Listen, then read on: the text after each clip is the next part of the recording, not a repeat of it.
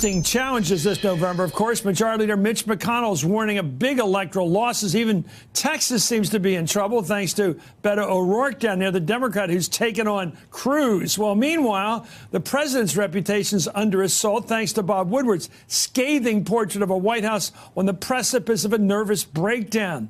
However, the commander-in-chief still gives himself high marks, in fact, A+. On Twitter, he wrote his administration's past performances responding to hurricanes are, in fact, A+. Joining me right now is Ohio Republican Governor John Kasich. I keep thinking of you, Governor, as the sort of the Republican alternative to Donald Trump, sort of the classic Republican executive getting the job. What did you think when you hear about Trump described as someone unattached to reality, incapable of expressing the truth? Well, it's sad, Chris. And, you know, I sometimes feel as though I live in a parallel universe, or that, you know, this is some kind of a Woody Allen movie. It's truly very different. And, you know, look, the Republicans are having trouble because people don't want chaos. They don't want all this fighting. They don't want all this name calling. This has been something that's been going on for a long time. They don't want family separation at the border. Let me give you another one. The thing that really troubles me is I cannot believe that there are a group of people in my party who are saying people who have pre-existing conditions can be denied health care. I mean, I talk to a lot of Republican friends of mine, and when I say, hey, you know, your kid's got problems, right? Yeah. I said, well, if they have a pre-existing condition, you may not be able to get health insurance. I mean, this is really, really odd. And but I think that there are parts of our party that are really saying enough of this. I'm starting to sense it. I'm starting to feel it. And you remember that old lesson, Chris, that you and I both learned when we were on Capitol Hill, and that is you don't work for a president. You don't work for a party. When you're on the streets with the folks, they're judging you for who you are. So my advice to Republicans is, hey, be your own person. Be your own man or woman. Talk to people about health care. Talk to people about bringing the country together. Well, the chaos emanating from the White House right now adds another layer of trouble for Republicans in this November's midterm elections. Here's how Senate Majority Leader Mitch McConnell described the Republican situation. We know this is going to be a very challenging election on the Senate side. I'll just list you a bunch of races that are dead even. Arizona, Nevada, Tennessee, Montana, North Dakota, Missouri, Indiana, West Virginia, and Florida. All of them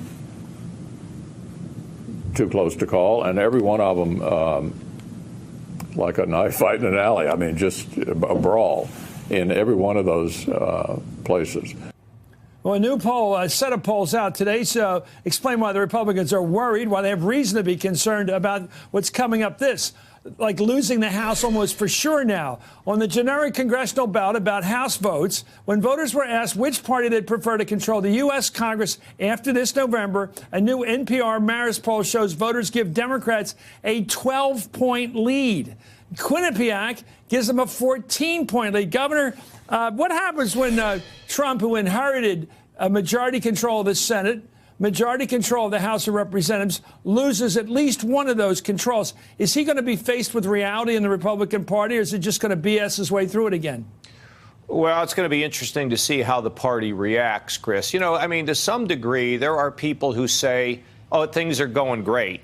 And but that's not the case. You know about the congressional race right out here in Columbus, Ohio, where the Republicans should have won overwhelmingly and barely squeaked it out. Look, there's a couple things, Chris, that we have to think about. When you're the president of the United States, people look to you as a father. They look at you as somebody who's a consoler. They look at you as somebody that can bring harmony.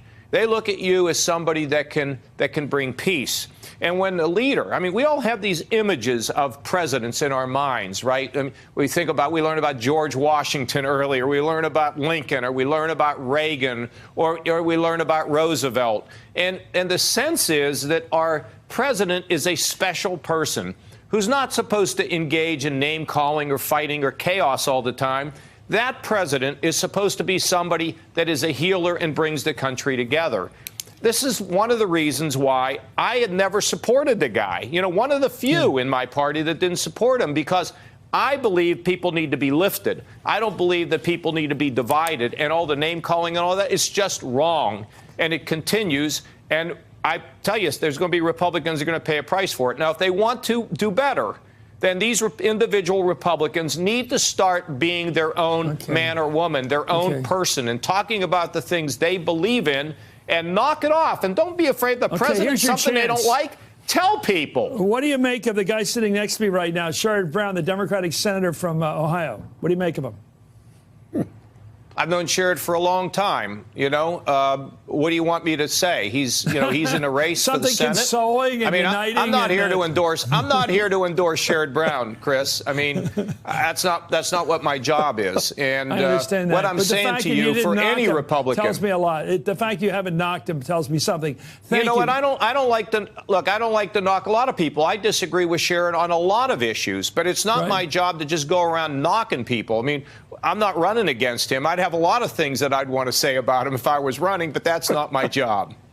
I'd say nice things about you, Senator, but it might hurt you with the Republicans. I mean, Governor John Kasich of Ohio. He was, you know what? He was pretty good on the congressional baseball team. That I'll say that about him. No, in all seriousness, that counts for something. You know, we have a lot of differences, but we don't ever name call. He and I have never done that about each other, and we can respect each other even though we have very significant differences. Thanks so much. Thanks so much, Governor John Kasich. Hey there, I'm Chris Hayes from MSNBC. Thanks for watching MSNBC on YouTube. If you want to keep up to date with the videos we're putting out, you can click subscribe just below me or click over on this list to see lots of other great videos.